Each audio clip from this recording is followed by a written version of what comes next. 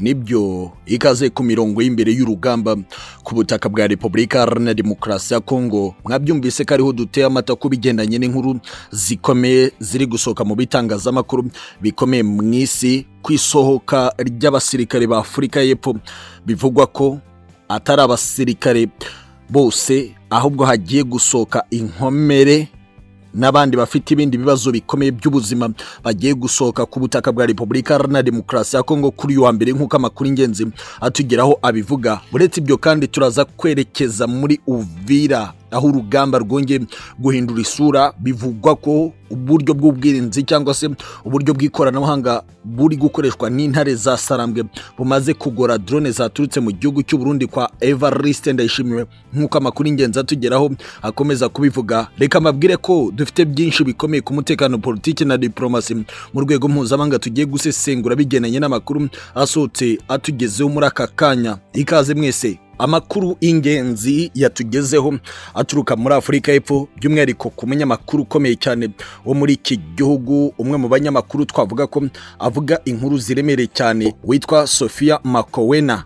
Yagize ati birashoboka ko ari kubura amasaha make ng'ingabo za Afurika y'Epfo zakomeretse n'izindi zagiye mu butumwa bw'amahoro bwa DRC ku butaka bwa Repubulika Iharanira Demokarasi ya Kongo ngo zitangire gucyurwa iwabo.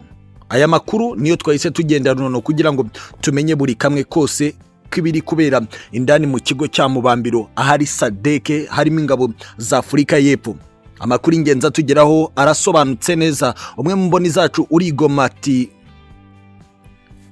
ibiri kubera muri Goma ntabwo turabisobanukirwa neza. Ku muhanda uva Mubambiro hari imodoka nyinshi za Loni zirimo ziranyura muri uyu muhanda.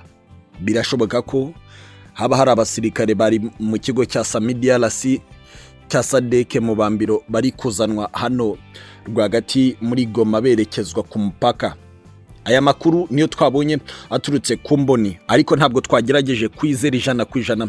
Twateye icyumvirizo ku mupaka munini wa Grande Barriere uhuza Repubulika Iharanira Demokarasi ya Kongo n'u Rwanda kugira ngo tumenye neza niba koko biteguriye kuba bakakira.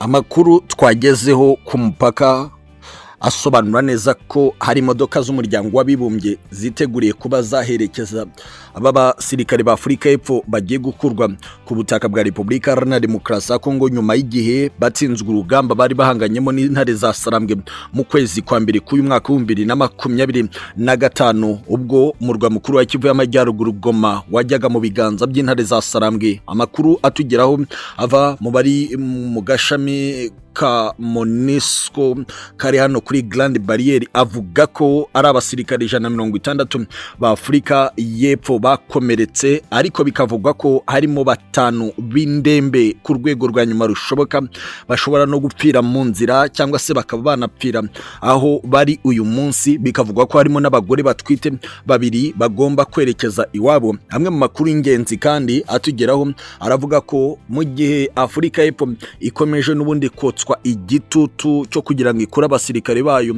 ku butaka bwa Repubulika Iharanira Demokarasi ya Kongo, ngo yongeye kuzana igisa n'icyafashwe n'ubutesi mu bigendanye na diplomasi ku nyeshyamba.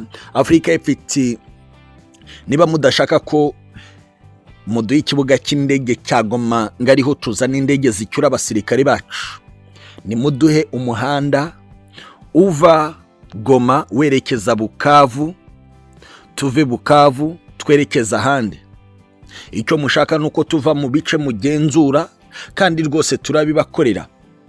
Niba mudashaka inzira yo mu kirere ngo tuzane indege zicyura abasirikare bacu, turanyura muri uwo muhanda. Bikavugwa ko intare za Sarambwe zababwiye ko ibyo bari kuzana ari ubugoryi n'ubwana muri diplomasi, kandi ko ugomba kubabazwa ari uri mu kigo cya DRC mu gihe igihugu cya Afurika y'Epfo cyakomeza kwikanyiza. Amwe mu makuru ingenzi atugeraho kandi arasobanura neza ko igisirikare cya Afurika y'Epfo uko kirushaho kwiyongera muri Lubumbashi uko kirushaho kwiyongera Ibujumbura mu gihugu cy'u Burundi, n'ubundi hari umugambi ukomeye cyane wo kugira ngo bakomeze bafashe Perezida Tshisekedi, igisirikare cy'u Burundi bose ku buryo bashobora kwitambika baturutse noneho inyuma aho intare za Sarambwe zaba zigeze muri Uvira. Birasa na hari ibintu bikomeje gukomera cyane. Mbahaye ikaze rero muri Uvira, cyangwa se mbere ko twinjira muri Uvira hari andi makuru make cyane agira ati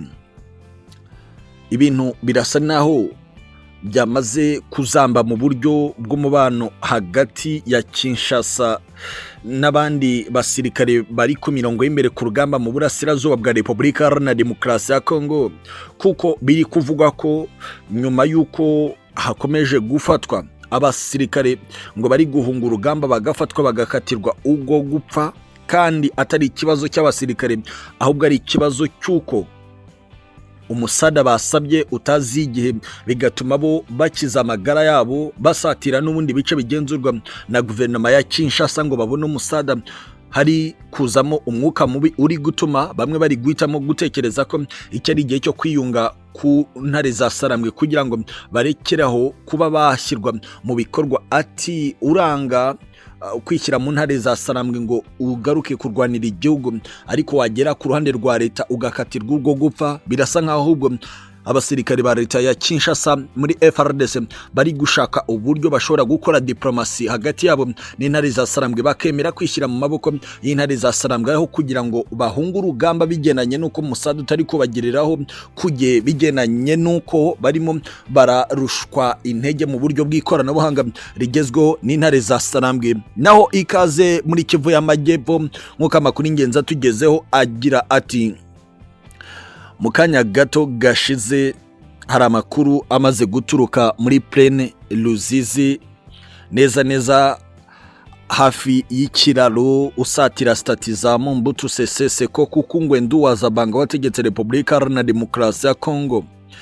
Amakuru y'ingenzi agira ati mu gice cya Gitoga Lulambo we usatira Plaine de Ruzizi cyangwa ikibaya cya Ruzizi, amakuru yamenyekanye neza ko hari drone za Afurika y'Epfo zongeye guhagurukira ku butaka bw'igihugu cy'u Burundi zerekeza mu misozi miremire ya Uvira mu bice bigenzurwa n'intare za Sarambwe.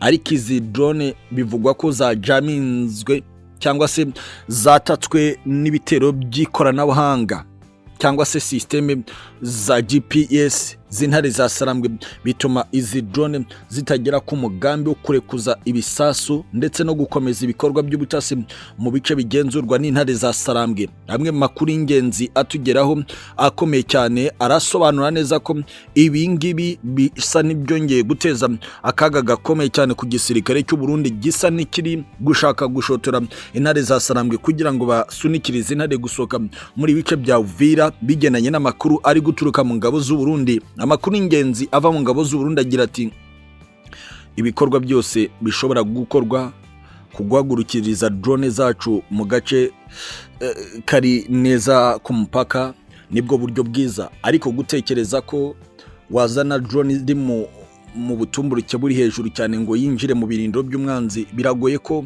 icyo gihe hari icyo dushobora gukora, kuko ikoranabuhanga rishobora kuribona mbere bigatuma drone zacu zifata ubusa. Ariko dukeneye uburyo bwo kugira ngo drone zacu zigendere ku butumburuke buri hasi cyane ku buryo ikoranabuhanga ry'umwanzi ritabasha kubigeraho, kuko nidushaka kuzamura drone hejuru mu misozi, bari mu misozi aho bashobora kwibona vuba, biraza gufata ubusa. Aya ni amakuru yumvirijwe kuri bamwe mu basirikare bari muri Plaine de Ruzizi b'igisirikare cy'u Burundi. Amakuru avuga ko M23 cyangwa se intare za Sarambwe zayobeje izi drone zari ziturutse i Burundi.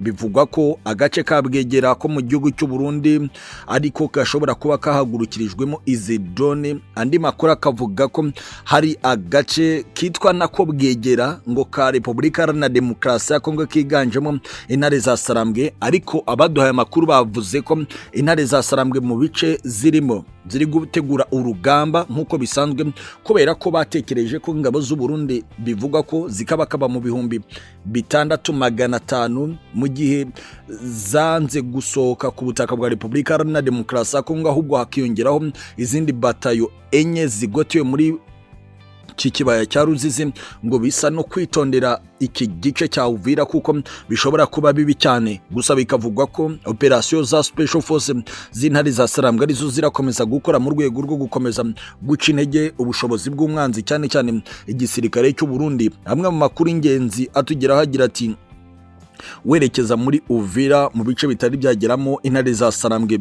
ingabo z'u Burundi zamaze gutega imitego myinshi cyane ku buryo bishobora kugorana ko intare za Sarambwe zo ubwazo zishobora gutekereza kwiroha muri imitego. Barimo barategura ibishobora kubafasha kugira ngo batazagwa muri imitego ikabarimbura. Amakuru ingenzi ava ibujumbura mu gihugu cy'u Burundi avuga ko uko byagenda kose n'ingabo ziri imbere mu gihugu zishobora kwinjira ku butaka bwa Repubulika Iharanira Demokarasi ya Kongo kukwanga ko intare za Sarambwe zabagenzurana umupaka wa Repubulika Iharanira Demokarasi ya Kongo n'u Burundi. Bikavugwa ko bishoboka ko mu gihe byakomeza muri uyu mugambi ndetse ingabo za Sadc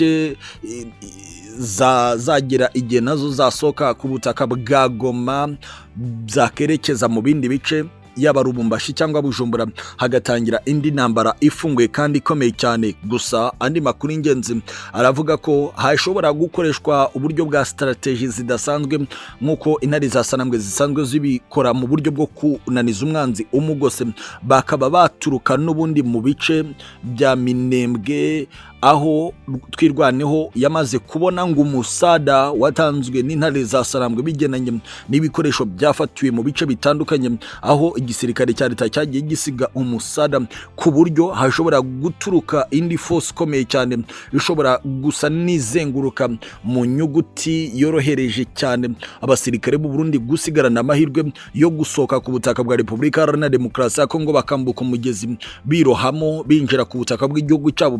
Bitaba ibyo ibintu bikazakomeza gukomera cyane. Gusa bikavugwa ko muri aka gace hashobora no kuza gukoreshwa indege kugira ngo intare za Sarambwe zinanizwe zigasokemo, nubwo biri kuvugwa ko ikoranabuhanga rihanura indege rishobora kuzananiza igitekerezo nk'icyo cyo gukoresha indege muri imisozi miremire ya Uvira. Kandi bikavugwa ko n'imbunda zihanura indege muri aka gace ariho zishobora gukora cyane kuko indege ishobora gukingwa imbunda inyuma y'umusozi yahinguka muri icyo kirere igahita yangizwa ku kanya, ku buryo hari ibiri kuzanwa ku meza y'urugamba ngo bisesengurwe bagasanga bidashoboka. Ku rundi ruhande uyu munsi mu gitondo byavuzwe ko hari za casualties zirenga 29 z'igisirikare cy'u Burundi zongeye kwambutswa mu buryo bw'ibanga ikibaya cya Ruzizi zinjizwa ku butaka bw'u Burundi. Bikavugwa ko zagiye mu bwato buto cyane mu rwego rwo kugira ngo bikinge ko bwari kubakeraho intare za Sarambwe zikaba zababonera muri tageti bamudahusha b'intare za Sarambwe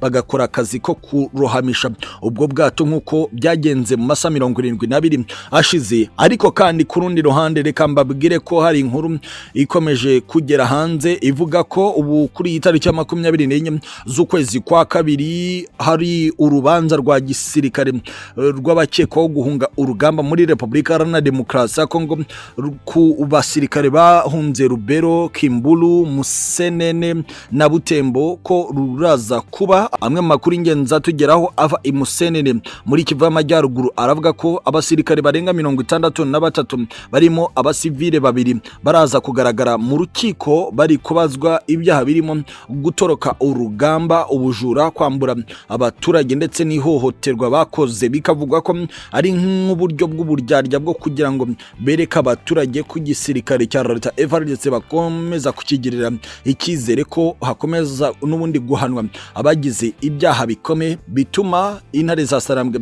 zikomeza gukurikira ahagenzurwa na leta ya Kongo FARDC kubera ko hari gukorerwa ibyaha nk'ibyo. Andi makuru y'ingenzi kandi akomeye nayatangajwe n'umuvugizi w'intare za Sarambwe Lawrence Kanyuka wavuze ko ibihano yafatiwe na leta zunze ubumwe za Amerika kubera uruhare rwe mu ntambara intare za Sarambwe zihanganyemo na leta ya Kongo ntacyo bivuze kuko urugamba arimo rutagira ikindi rungana ku buryo hari icyo yarukangishwaho. Ariko ko ku ruhande rw'aba bakurikirana hafi babona ko nubundi ibi bihano bidashobora guhagarika abashaka uburenganzira bwabo ku butaka bwa Repubulika Iharanira Demokarasi ya Kongo kuba bakomeza guharanira uburenganzira bwabo. Ugendeye no ku magambo yatangajwe na Lawrence Kanyuka, ni byinshi cyane bikomeye, byose biri ku mutekano, politiki na diplomasi mu rwego mpuzamahanga, kandi turakomeza n'ibindi byinshi cyane bikomeye nk'uko bisanzwe. Asantene sana. Nibyo ikaze ku mirongo y'imbere y'urugamba ku butaka bwa Repubulika Iharanira Demokarasi ya Kongo. Mwabyumvise ko twinjiye ku butaka bwa Felix Antoine Tshisekedi Tshilombo.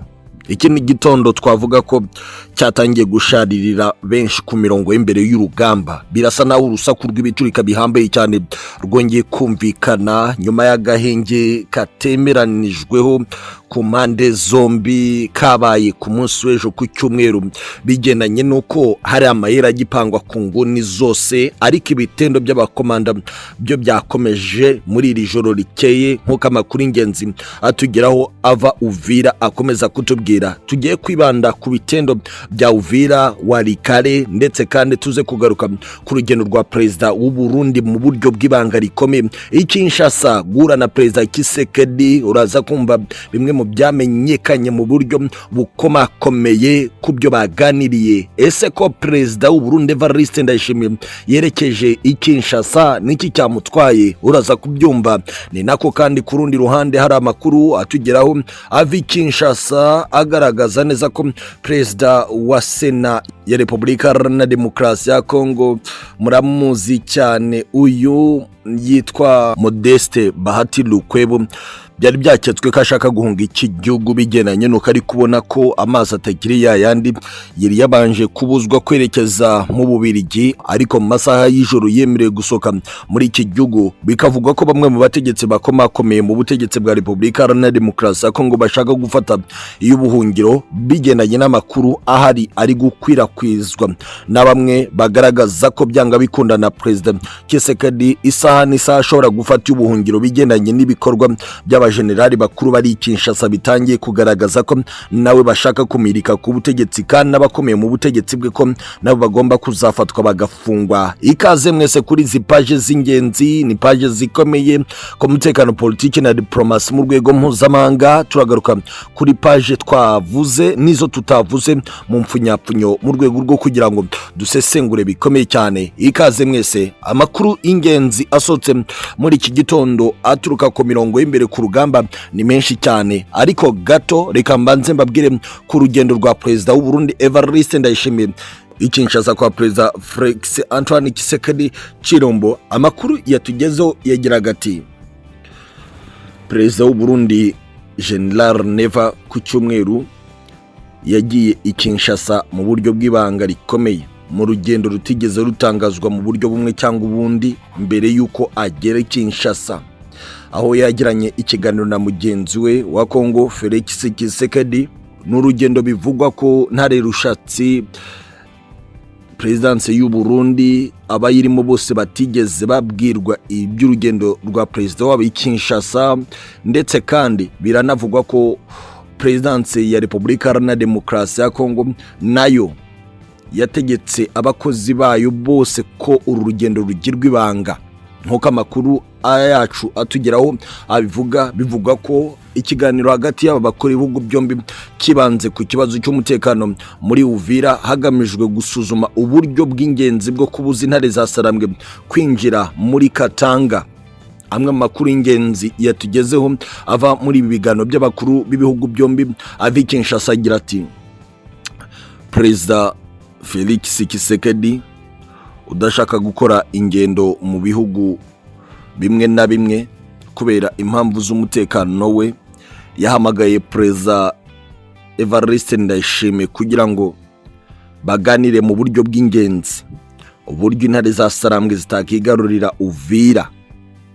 Ni nyuma y'amakuru twari twamaze kubabwira mu ijoro agaragaza neza ko muri Uvira hari kubera ibitendo bidasanzwe, kandi bamwe mu bajenerali mu gisirikare cy'u Burundi bari bamaze kumena banga akomeye cyane ko nibura umurundi wa nyuma mu gisirikare azatakaza ubuzima bwe, ariko Uvira ntijye mu biganza by'intare za Sarambwe. Amakuru y'ingenzi avuga ko Tshisekedi yasabye perezida w'u Burundi Evariste Ndayishimiye ko nubwo ubwishyu bw'ibikorwa bamaze igihe bakora butaratangwa, ariko ko agiye kubukuba nk'uko ari kugenzereza abandi basirikanye ba leta bafatanyije ku mirongo y'imbere ku rugamba kugira ngo nibura Uvira itacika ubutegetsi bwa Kinshasa ikajya mu biganza by'intare za Sarambwe. MAA23 amwe mu makuru y'ingenzi ava muri icyo kiganiro cy'abakuru b'ibihugu byombi bivugwa ko na Perezida Tshisekedi yabwiye Perezida w'u Burundi Irasebye ati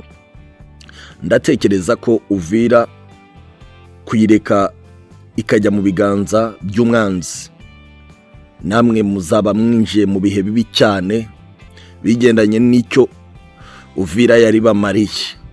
Mugomba kwitanga mutizigamye ku buryo bumwe cyangwa ubundi kugira ngo turebe ko twakongera ingufu zishobora kwinjirira mu bice mugenzura muri Uvira, tukaba twakongera kuzamukana umwanzi tukamukura Bukavu na Goma, duhereye ku gace ka Uvira muri kugenzura Kasange n'utundi duce twose two hafi y'ikibaya cya Ruzizi.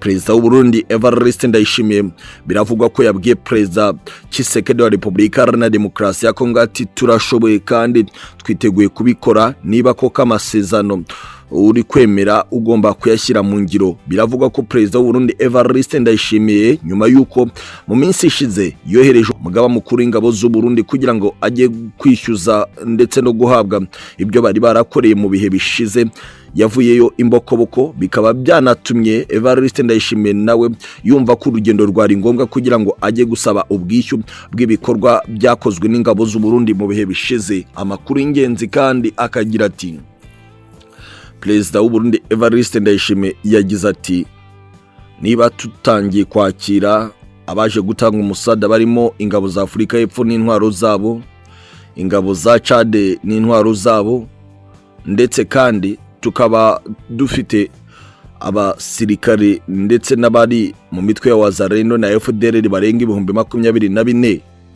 niki gishobora gutuma dutsindwa? Ahubwo ibitandukanye n'ibyo twebwe twari twatekereje, nuko dutekereza ko nkuko ibibuga by'indege byamaze gufatwa n'umwanzi birimo icyagoma na Bukavu, tugomba kuba bazariere y'ibikorwa bigomba gusubiza inyuma MAA23 intare za Sarambwe. Biravugwa ko Perezida Irasebye General Neva yabwiye Perezida Tshisekedi ati uko byagenda kose nitwe namwe mushyire mu ngiro ibyo tubasaba, natwe dukore ibikomeza gutekanisha uburasirazuba bwa Repubulika Iharanira Demokarasi ya Kongo. Amwe mu makuru y'ingenzi y'abari muri leta major y'igisirikare cy'u Burundi baravuga ko Perezida Irasebye yasezeranyije Tshisekedi ibikorwa by'ingenzi kandi bikomeye, bikavugwa ko uko byagenda kose uyu ari umwanya mwiza w'u Burundi ku kurwanya intare za Sarambwe, kubera ko bazi neza ko hari icyo bisobanuye ku buzima bw'abarundi. Amakuru y'ingenzi akavuga ko Uvira igiye kuberamo igisa n'isibanuro ridasanzwe ry'imirwano ikomeye, ni nyuma y'ibikorwa byakorwaga mu buryo bw'ibanga rikomeye n'abakomanda ba MAA23 intare za Sarambwe ku mirongo y'imbere ku rugamba. Bikavugwa ko igisirikare cy'u Burundi cyateze imitego idasanzwe cyane. Gusa aramwe mu makuru y'ingenzi atugeraho avuga ko hari ikiraro gishobora kuza gucibwa n'igisirikare cy'u Burundi mu rwego rwo kwirinda ko hari uburyo bwakorohera intare za Sarambwe ku kunyuzaho intwaro z'umusada biri kuvuga ko ziri kuzanwa zinyuze muri Kamanyora zerekeza muri iki gice cya Uvira kirimo imisozi. Bikavugwa ko haba hari kuzanwa intwaro ziremereye cyane za MAA23 zishobora gutsimbura abasirikare b'u Burundi. Bikavugwa ko abarundi batangiye gutekereza guca imwe mu mihanda ishobora kugabanya nibura urujya n'uruza rw'abarwanyi b'intare za Sarambwe. Umwe mu bakomeye mu gisirikare cy'u Burundi uri mu kibaya cya Ruzizi yagize ati twahawe amabwiriza ntawe ushobora kwinjira ku butaka bw'igihugu cyacu, ndetse nta nushobora n'ubu ngubu gukoresha telefone isanzwe kereka abofisiye bakuru, mu rwego rwo kwirinda ko dushobora kwinjirirwa na za drone z'umwanzi ziri kurushaho kwinjira mu kirere cyacu ku bwinshi. hari amakuru ingenzi avuga ko muri iri joro ryakeye mu mujyi wa Uvira hongeye gukorerwamo udutendo tudasanzwe, ariko ni twa dutendo intare za Sarambwe zikongera gukora withdraw mu rwego rwo gukomeza kunaniza no guca morali yo bahanganye ku mirongo y'imbere ku rugamba. Gusa abasesenguzi n'abakurikiranira hafi ibiri kubera muri Uvira barasanga ko ari ibintu bishobora kuba akasamutwe ku ruhande rw'intare za Sarambwe bigendanye n'ibyo Uburundi bwamaze kwemerera ubutegetsi bwa Kinshasa, ariko kandi